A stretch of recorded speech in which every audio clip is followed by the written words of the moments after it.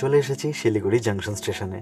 এখান থেকে আমরা একটি শেয়ার কার বুক করে নিলাম, যেখানের মাঝে 4টি সিটি আমরা নিজেদের জন্য বুক করে নিয়েছিলাম, যাতে কিনা আমরা একটু আরামপ্রদভাবে ট্রাভেলটি করতে পারি। এবারে আমরা রওনা দিচ্ছি দার্জিলিংয়ের পথে। অভিজ্ঞ ব্যক্তিরা প্রায়শই বলে থাকেন, why travel is so important.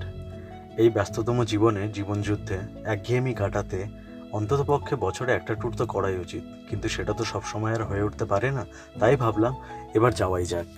যে রাস্তাটা দেখছেন, এই রাস্তাটি কিন্তু যারা নর্থ বেঙ্গলে থাকেন কিংবা পাহাড় ভালোবাসেন তাদের জন্য কিন্তু ভীষণই একটি আবেগের রাস্তা।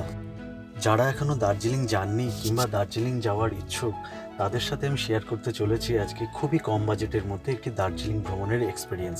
তাই ভিডিওটি সম্পূর্ণ দেখার জন্য রিকোয়েস্ট রইল। পাহাড়ের সৌন্দর্য দেখতে দেখতে আমরা উপর দিকে উঠতে থাকলাম এবং রোহিণী ক্রস করে একটা জায়গায় হল্ট দিলাম ব্রেকফাস্ট করার জন্য। এখানে আমাদের গাড়ি দাঁড়াবে 15 থেকে 20 মিনিট, যাতে আমরা পিসফুলি খাওয়া দাওয়া করে আবার রওনা দিতে পারি। যথারীতি মা আর আমি সকালের ব্রেকফাস্টটা কমপ্লিটও করে নিলাম সময়ের মধ্যেই। এরপর আমরা রওনা দিলাম আবারও দার্জিলিংয়ের উদ্দেশ্যে। পাহাড়ের যে এই অপরূপ সৌন্দর্য, এই চারিদিকের যে মনোরম পরিবেশ, মন মুগ্ধ করা পরিবেশ, তা আমি বলে বোঝাতে পারবো না। হয়তো এই প্রথমবার আসছি বলেই আমার এতটা ভালো ফিল হচ্ছে। চারিদিকে নানান ধরনের গাছপালা, নানান ধরনের ফুল গাছ, সব মিলিয়ে যেন এক আলাদাই অনুভূতি। কিন্তু কখনো কখনো মনে হচ্ছিল যেন কানটা বন্ধ হয়ে যাচ্ছে যত উপর দিকে যাচ্ছিলাম। ঠিক যেমন ফ্লাইটে উঠলে হয় হাই অ্যালটিটিউডে গেলে পরে, ঠিক সেরকমই। কিন্তু আমার যদিও মায়ের অতটা অসুবিধে হয়নি, মা ভ্রমণটা বেশ ভালোই এনজয় করছিল। দেখতে দেখতে আমরা চলে এলাম কার্শিয়াং। এই সেই কার্শিয়াং যারা 90s কিড, তারা হয়তো জানবে যে সেই পুরনো দিনের ব্ল্যাক অ্যান্ড হোয়াইট টিভিতে আমাদের যখন অ্যান্টেনার যে কানেকশানটা পেত, সেখানে কিন্তু আমাদের সেই কার্শিয়াংয়ের নেটওয়ার্ক পাওয়া যেত, কার্শিয়াং চ্যানেল। এই সেই কার্শিয়াং সত্যি খুব সুন্দর লাগছিল দূর থেকে দেখতে। দার্জিলিং প্রেমীদের সব থেকে আবেগপ্রিয় জিনিস হলো টয় ট্রেন। আর দার্জিলিংয়ে আসবো, টয় ট্রেন দেখা হবে না, সেটা কি কখনো হয়? দার্জিলিংয়ের পথে ঢুকতেই আমাদের সবার প্রথমেই চোখে পড়ে গেল এই টয় ট্রেন। চলে এলাম ঘুম স্টেশনে। এই সেই স্টেশন যেটা কিনা সি লেভেল থেকে 7400 ফিট ওপরে এবং ভারতের উচ্চতম রেলওয়ে স্টেশন। যদিও এই সময়টায় কোনো টয় ট্রেন অ্যাভেলেবেল ছিল না, কারণ সমস্ত টয় ট্রেন জয় রাইডে বেরিয়ে গিয়েছিল। তবে এই ঘুম স্টেশন দেখলে সেই মেহুনার শাহরুখ খানের কথা মনে পড়ে যায়, সে যেভাবে টয় ট্রেন থেকে এখানে নেমেছিল। ফাইনালি আমরা পৌঁছে গেলাম দার্জিলিং। এই জায়গাটিকে বলা হয় দার্জিলিং ম্যাল রোড, দার্জিলিংয়ের প্রাইম লোকেশনও বলতে পারেন। আর ম্যালের পাশ দিয়েই এই রাস্তাটিকে বলা হয় জাকির হোসেন রোড, আর এই রাস্তা দিয়েই আমরা এগোবো।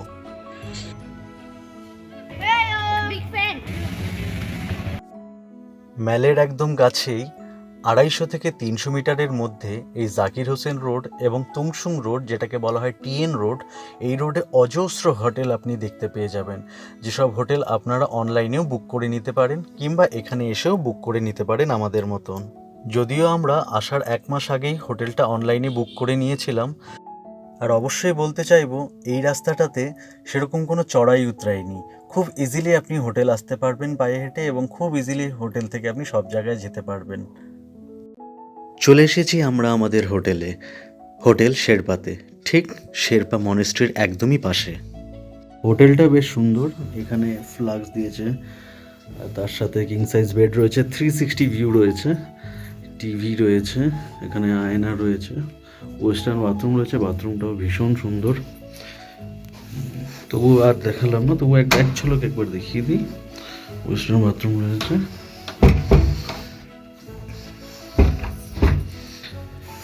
এই হচ্ছে রুম, ভীষণ অ্যাফোর্ডেবল বাজেটের মধ্যে। দার্জিলিংয়ে থাকতে গেলে পর্যটকরা বিশেষ করে পছন্দ করে এই ম্যাল রোডের আশেপাশে কিংবা দার্জিলিং স্টেশনের কাছে, কিংবা আমরা যেখানে রয়েছি টিএন রোড মানে তুংসুং রোড, আর নয়তো চকবাজারের কাছে। আমরা যেখানে রয়েছি সেটি মল রোড থেকে শুধুমাত্র 250 মিটার পায়ে হাঁটা পথ, যেটা খুবই কাছে। সাথে এই হলো ম্যাল রোডের ইভিনিং ভিউ। তবে দার্জিলিংয়ে এলে ক্যাভেন্ডার্সের ব্রেকফাস্ট আর গ্লিনারিসের ডিনার কিন্তু করতে একদমই ভুলবেন না, আর শপিং তো সাথে রয়েইছে। প্রথম দিন সন্ধেবেলায় ম্যাল রোডের আশেপাশে ঘুরে খাওয়া দাওয়া করে কেনাকাটি করে তারপর আমরা হোটেল ফিরে যাই, এবং তারপর সেখান থেকেই আমাদের পরের দিনের সমস্ত সুব্যবস্থা হোটেল থেকেই করে দেওয়া হয়। রাত 3টের সময় উঠে আমরা পৌঁছে যাই সূর্যোদয় দেখতে টাইগার হিল। এই টাইগার হিলই আমাদের ভারতবর্ষের সবথেকে উচ্চতম সানরাইজিং পয়েন্ট, যেটা কিনা 8,500 ফিট ওপরে। আপনারা প্রকৃতির সৌন্দর্য দেখতেই পাচ্ছেন, এত সুন্দর, সত্যিই মনোমুগ্ধকর। এখানে কিন্তু টেম্পারেচার নর্মালি 0 ডিগ্রিতেই থাকে। আমরা যেদিন এসেছিলাম সেদিনকে 1 ডিগ্রি ছিল। সত্যি ছবি তোলার জন্য কিংবা ভিডিও করার জন্য যখনই হাত থেকে গ্লাভস খুলছিলাম, হাত একেবারে জমে গিয়েছিল, পুরো ফ্রিজ হয়ে যাচ্ছিল আঙুলগুলো। টাইগার হিলে সানরাইজিংয়ের পরে আমরা বেরিয়ে পড়লাম সাইট সিইং করতে, কিন্তু তার আগে আমি জানিয়ে দিই, আপনারা যদি নিজে থেকে কার বুকিং করেন কিংবা রিজার্ভ করেন, তাহলে কিন্তু সেখানে 3 পয়েন্ট, 7 পয়েন্ট, মিক্স পয়েন্ট, নানান ধরনের কথা বলে ড্রাইভাররা আপনার মাথা গুলিয়ে ফেলবে। আমি আপনাদের বলবো, আপনারা 3 পয়েন্ট এবং 7 পয়েন্টেই গোটা দার্জিলিং কভার করতে পারবেন। এবারে আমরা চলে এলাম ঘুম মনেস্ট্রিতে। এই ঘুম মনেস্ট্রির যখন আপনারা আসবেন, সত্যি আপনাদের মন একেবারে শান্ত হয়ে যাবে। চারিদিকে এত নিরিবিলি পরিবেশ আপনারা ভাবতেই পারবেন না। এবং তার সাথে আপনাদের জানিয়ে দিই, এই যে বদ্ধিস্ট স্ট্যাচুটি রয়েছে, এই স্ট্যাচুটি 15 ফিট লং রয়েছে, এবং তার সাথে আপনারা এখানে অনেক সুন্দর নিদর্শন দেখতে পাবেন। ঘুম মনেস্ট্রিতে কিছুক্ষণ সময় কাটানোর পরে আমরা বেরিয়ে পড়লাম বাতাসিয়া লুপের দিকে। এই বাতাসিয়া লুপেই রয়েছে 100 বছরের পুরনো ট্রেন ড্রাফ। এখানে এসে কাঞ্চনজঙ্ঘার ভিউ এত সুন্দরভাবে দেখতে পাওয়া যায়, সত্যি আপনার মন মুগ্ধ করে দেবে। এবং তার সাথেই এর মাঝে রয়েছে গোর্খা শহীদ সৈনিকদের স্মৃতিতে তৈরি ওয়ার মেমোরিয়াল। এখানের এন্ট্রি ফি হলো 50 টাকা পার হেড। বাতাসিয়া লুপের পরে আমরা চলে এলাম জাপানিজ টেম্পল এবং পিস পাগোডা দেখতে। যেমনটা আপনারা দেখতে পাচ্ছেন, মা গুটি গুটি পায়ে উপরে উঠছে। খুব শান্ত পরিবেশ চারিদিকে। এই হলো জাপানিজ টেম্পল, এবং ওদিকে হচ্ছে পিস পাগোডা। আর এই পিস পাগোডা থেকেই আপনাদের কাঞ্চনজঙ্ঘার ভিউ দেখতে খুবই অসাধারণ লাগে। ঠিক যেমন বাতাসিয়া লুপ থেকে এক ধরনের ভিউ, এখান থেকেও সত্যিই পরিষ্কার ভিউ পাওয়া যায়। তবে আপনাদের একটা কথা আমি অবশ্যই জানিয়ে রাখবো, যখন আপনারা পিস পাগোডার চারিদিক ঘুরতে উপরে উঠবেন সিঁড়ি বেয়ে, তখন পারলে পরে সক্সটা পরেই রাখবেন, কারণ এখানের ফ্লোরটা এতটাই ঠান্ডা যে পায়ের আঙ্গুলগুলো ফ্রিজ হয়ে যেতে পারে। আমার তো অলমোস্ট সেরকমটাই ফিল হচ্ছিল, বাট তবুও আমি যদিও সক্স খুলে, জুতো খুলে খালি পায়ে আমি উঠেছিলাম এবং চারিদিকটা পরিদর্শন করেছিলাম। চারিদিকটা দেখতে যতটা সুন্দর না আপনার ভিডিওতে লাগছে, সামনে থেকে অবশ্যই আরও ভালো লাগবে আমি আশা করি। ওপর থেকে নিচের দিকে তাকালে বেশ ভালোই লাগে। ওই দূরে দেখা যাচ্ছে আমার মা আমার জুতোগুলোকে বেশ সামলে রেখেছে। মা উঠতে চায়নি, কারণ সত্যি একটু কষ্টকর হতো জুতো খুলে খালি পায়ে ওঠা। আমার ঠিক পেছন দিকে যে দিকটায় আমি দেখাচ্ছি, ঠিক ওই জায়গাটাতে কাঞ্চনজঙ্ঘার ভিউটা এখন মেঘে ঢেকে আছে, বাট খুব সুন্দর ভিউ, একদম পরিষ্কার ভিউ, কিছুক্ষণ আগে অবধিও দেখা যাচ্ছিল। এবার আমরা টয় ট্রেনের দৃশ্য দেখতে দেখতে বেরিয়ে পড়লাম নেক্সট গন্তব্যস্থলে। এই প্রথম টয় ট্রেনটি হলো স্টিম ইঞ্জিন, আর ঠিক পরেরটাই ডিজেল ইঞ্জিন। বেশ ভালোই লাগছিল, পরপর দুটো দেখতে পেলাম। আর এই হলো আমাদের দার্জিলিং স্টেশন। আপনারা দেখতেই পাচ্ছেন, খুবই সুন্দর একটা পরিবেশের মধ্যে, বেশ দেখে ভালোই লাগলো। যদিও দার্জিলিং স্টেশনে নামার সুযোগ হয়নি, কারণ অনেকটাই পথ অতিক্রম করার ছিল। চারিদিক ঘুরতে ঘুরতে দার্জিলিং স্টেশনটাও বাস দিয়ে আমরা বেশ ভালোভাবেই দেখতে পেলাম। আর সামনে যেই কলেজটি দেখতে পাচ্ছেন, এটি হলো সেন্ট জোসেফ কলেজ। 2013-এর ইয়ারিয়া মুভির পরে বেশ খ্যাতিনামা লাভ করেন এই কলেজটি।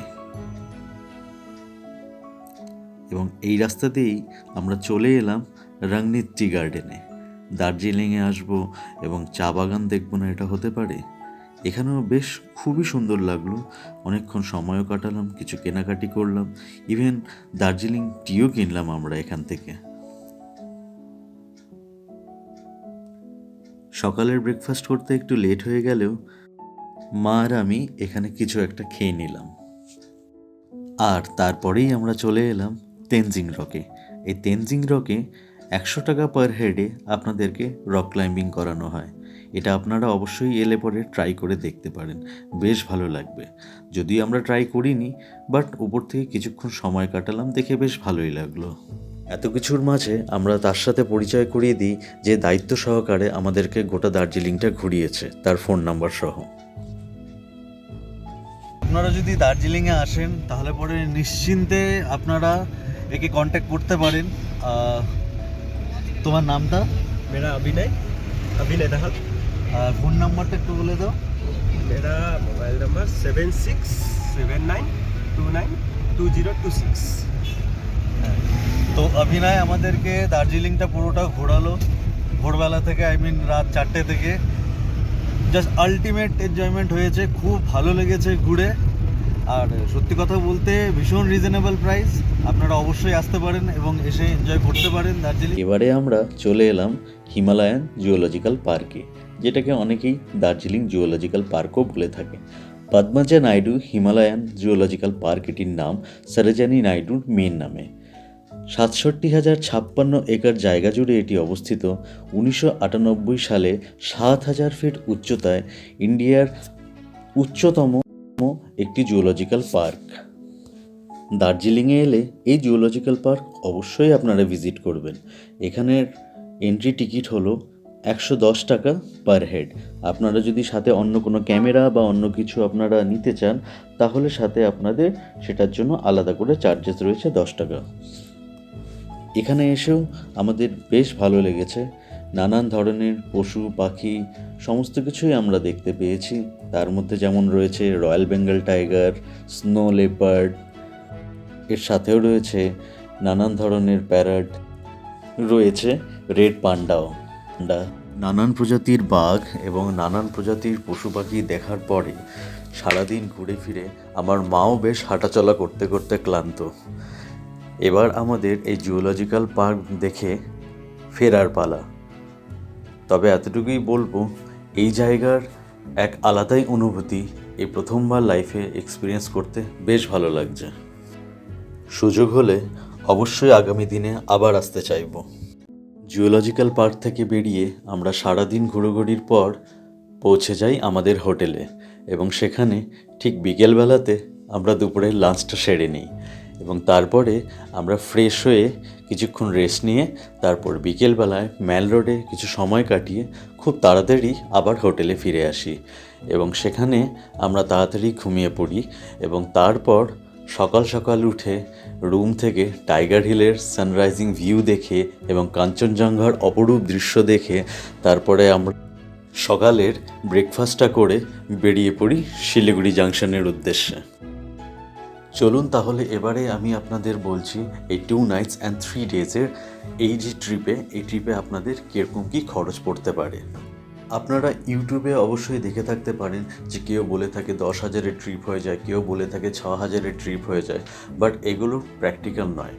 প্র্যাকটিক্যালি যেই হিসেবটা আমি আপনাদের বলবো খুবই লো বাজেটের মধ্যে এবং খুবই অ্যাফোর্ডেবল প্রাইসে আপনারা দার্জিলিং ঘুরে আসতে পারবেন। আপনারা এনজিপি থেকে অথবা শিলিগুড়ি জাংশন থেকে যদি প্রাইভেট কার আপনারা বুক করেন তাহলে সেক্ষেত্রে আপনাদের বাজেটটা একটু বেশি পড়বে, 2,500 থেকে 4,000 টাকা অবধি যেতে পারে। কিন্তু আপনারা যদি শেয়ার কার বুক করে নেন, সেখানে যদি আপনারা কমফোর্টেবলি যেতে চান তাহলে আপনারা মিডিল রয়ে 4টে সিট বুক করে নিতে পারেন। পার সিট আপনাদের শিলিগুড়ি জাংশন থেকে 250 টাকা এবং এনজিপি থেকে 300 টাকা করে পড়বে। মানে আপনারা যদি 4টে সিট বুক করে নেন এবং আপনারা দুজন ট্রাভেল করছেন তাহলে পরে সেখানে আপনারা শিলিগুড়ি জাংশন থেকে 1,000 টাকায় পৌঁছে যাবেন। এবং তার সাথে আপনাদের জানিয়ে দিই ওখানে বাসেরও টিকিট রয়েছে। আপনারা যদি বাসে যেতে চান তাহলে 105 টাকা করে টিকিট ভাড়া পড়বে। বেশিরভাগ শাটেলই আপনাদের ম্যাল চৌরাস্তা অথবা চকবাজারে স্ট্যান্ডে আপনাদেরকে ওখানে নামিয়ে দেবে। সেখান থেকে কিছুমাত্র কয়েকশো মিটার আপনার হাঁটা পথ। তারপরে আপনারা যদি টিএন রোডে আমাদের মতন হোটেল নিয়ে থাকেন, তাহলে সেখানে ভীষণই অ্যাফোর্ডেবল প্রাইসে, যেমন আমি আমার রুম দেখালাম 360 ভিউ, যেখানে আপনি টাইগার হিল ভিউ, ইনফ্যাক্ট আপনি কাঞ্চনজঙ্ঘা ভিউ, ওয়াইড ভিউ আপনি পেয়ে যাবেন ভীষণই অ্যাফোর্ডেবল প্রাইসের মধ্যে। আপনি পার ডে 1800 থেকে 2000-এর মধ্যে আপনি পেয়ে যাচ্ছেন। সেখানে যদি 2 নাইটসের বুক করেন তাহলে আপনি 4000 টাকায় পেয়ে যাবেন। তার সাথে আপনি যদি ফুডিংও নেন, ফুডিং ভীষণই রিজনেবল প্রাইস, খাবার দাবারও খুবই সুন্দর, যেটা আমরাও এখানে খেয়েছি এবং খুবই ভালো লেগেছে খাবার দাবার। সেখানে যদি আপনারা দুবেলা করেও খান, লাঞ্চ অ্যান্ড ডিনার, সেটাও ভীষণ অ্যাফোর্ডেবল প্রাইসের মধ্যেই আপনি পেয়ে যাবেন। সাথে আমি এটাও আপনাদের অবশ্যই বলতে চাইবো, অনেকেই রয়েছে যে যারা ভাবে যে স্ট্যান্ডের থেকে গাড়ি বুক করে তারা হয়তো আলাদা আলাদা ভিউ পয়েন্ট দেখবে, কিন্তু সেরকমটা নয়। আপনারা সব হোটেলওয়ালাই ভালোই চায়, এবং আমি আপনাদেরকে এটাও বলবো যে আপনারা যদি চান, হোটেলওয়ালাকে বললে পরেও, হোটেলের মালিককে বললে পরেও তারাও আপনাদের ঘোরার ব্যবস্থা করে দেবে রিজনেবল প্রাইসের মধ্যে। এবং সচরাচর 3 থেকে 3500 টাকার মধ্যে আপনাদের 3 পয়েন্ট এবং 7 পয়েন্ট সম্পূর্ণটাই আপনাদেরকে ঘুরিয়ে দেবে। কিন্তু যদি আপনারা এরকম স্ট্যান্ডে গিয়ে যদি আলাদা আলাদা ট্রিপে যান, যে 3 পয়েন্ট, 7 পয়েন্ট, মিক্স পয়েন্ট, এগুলো যদি আপনারা যেতে চান, তাহলে কিন্তু সেক্ষেত্রে আপনাদের খরচাটা অনেকটাই বেড়ে যাবে। এবং আমি মনে করি যে এর আগেও যেরকম বললাম যে 7 পয়েন্ট আপনার এবং 3 পয়েন্টটাই বেস্ট, কারণ মিক্স পয়েন্টটা সেই 7 পয়েন্ট 3 পয়েন্টের মধ্যেই অনেকটা চলে আসছে। তাই আমার মনে হয় যে আপনারা এই 3 পয়েন্ট এবং 7 পয়েন্টটাই একসাথে করে নেওয়া এটাই বেস্ট হবে। যেভাবে আপনারা দার্জিলিং পৌঁছেছিলেন সেভাবে যদি এরকম জিনিসটাই আপনারা করে থাকেন, তাহলে পরে আপনারা রিটার্নের সময় একই ফেয়ার দিয়ে আপনারা চলে আসতে পারবেন শিলিগুড়ি জাংশন অথবা এনজেপিতে। টোটাল খরচ বাবদ আমি আপনাদেরকে জানাতে পারি যে যদি আপনারা দুজন যান তাহলে পরে আপনাদের 12 থেকে 13,000 টাকার মতন খরচ পড়বে। হ্যাঁ, এখন যদি আপনারা মার্কেটিং করেন সেটার কিন্তু খরচটা একটু আলাদা, কিন্তু এছাড়া আপনারা যদি থাকা, খাওয়া এবং সম্পূর্ণ দার্জিলিং ঘোরা আপ টু এনজেপি স্টেশন অবধি, তাহলে আপনাদের 12 থেকে 13,000 টাকার মধ্যে সাকসেসফুলি সম্পূর্ণ ট্রিপটা কমপ্লিট হয়ে যাবে। তাহলে আজ অবধি এইটুকুই থাকলো। আপনারা অবশ্যই দার্জিলিং ঘুরে আসুন, এবং আমার ভিডিওটা যদি হেল্পফুল মনে হয় তাহলে অবশ্যই লাইক দিন এবং কমেন্ট দেবেন। যদি কোনো প্রশ্ন থাকে সেটাও আমাকে করতে